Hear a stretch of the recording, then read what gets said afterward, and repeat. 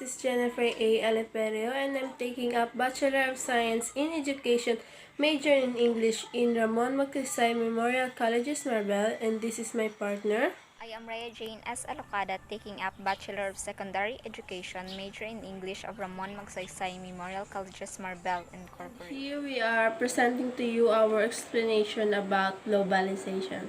Hello, my name is Rai Espigar. I am a graduate of International Studies at Ateneo de Davao University. Currently, I am pursuing my master's degree with the same degree in University of the Philippines, To Diliman. you, ma'am, what is globalization? So globalization, no, it is a broad concept, but it could be defined as a growing interdependence of countries with each other. So it is brought about by cross-border relations, advancement in technology, developments in cross-border mobility.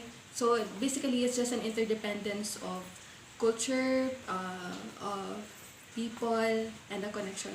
International trade. So when you say globalization, terms like international political economy, international trade, you would encounter that concept when you talk about globalization. How does globalization affects people and our country?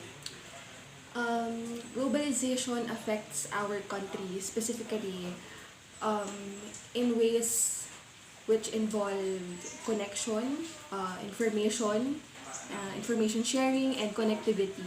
Especially nga kita, no, as Filipinos, we have a lot of relatives na OFWs, and we center our economy in terms of remittances and align our foreign policy with OFW's welfare and information sharing. So basically, it affects our country in terms of people connectivity and basically information din, no? Kay damo kita mabalaan sa other countries, hindi lang diri sa aton. So, the movement of people is easier dahil may globalization. And for the Philippines, mas makakonect kita with our families abroad, mas ma-aware kita of international politics and system abroad, hindi lang diri sa Philippines. So, amo na ang effect ng globalization in our country. Does globalization really helps our humankind? Yes, there are a lot of advantages brought about by globalization. Most importantly, the movement of goods, connectivity, people-to-people engagement. For example, pag bugtaw mo kaginas ng aga, ang toothpaste mo, maging damit, ang sabon mo, it's not because ara lang na dira, no? But na-acquire mo na siya because of globalization. So, there is a lot of advantages because of interdependence, no? Because of country-to-country relationship. And ang interdependence nila sa country, ang relationship nila, is fueled by globalization. And there are a lot of advantages, no? Makakuha kita sa not just products, but people, maka-gain kita sa knowledge, cultural knowledge from other countries, and that is made possible by globalization. So, oo, it is important and it helps humankind in a sense na we can connect better with each other, we can acquire more goods, and we can travel more because of globalization. What is the importance of globalization?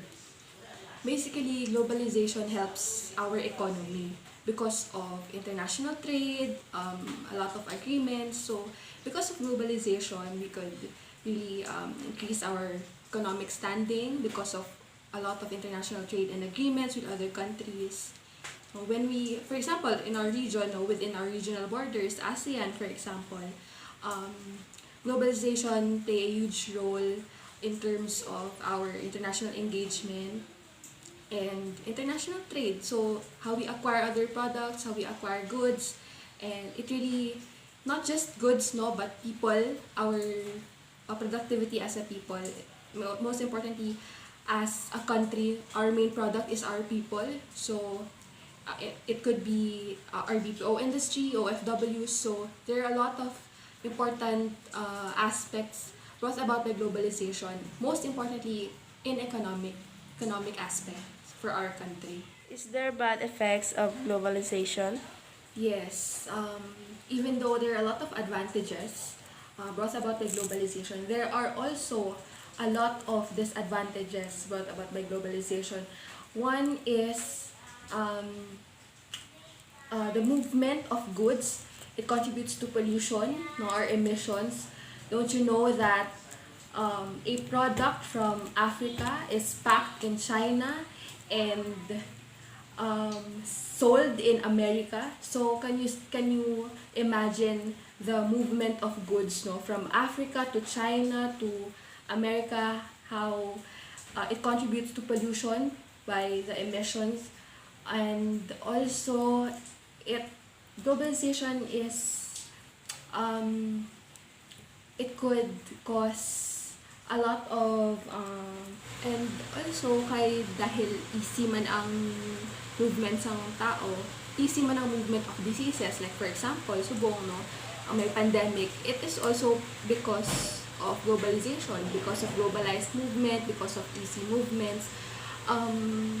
Madali kita maka-acquire sang pandemic because of that also. So amo na siya ang siguro main disadvantage of globalization. It contributes to pollution, and of course it could contribute to widespread diseases and pandemic like what we are experiencing right now. Here we are presenting to you our explanation about globalization. So, what is globalization? So, like Ms. Espigar said, globalization is the process by which business or other organization develop a international influence or start operating on an international scale. So, globalization implies the opening of local and nationalistic perspective to a broader outlook of an interconnected and interdependent world with free transfer of capital, goods, and services across the national frontiers. Globalization is seen as both positive and negative. It's when international cooperation takes place in different countries, like American business in the Philippines. It's good that we start relying more than our own. Other countries are profiting from our country. Globalization also centers around businesses that have control even banks, the government, and other countries. Also, the impact of economic globalization has radically increased incomes and economic growth of developing countries and lowered consumer prices in developed countries.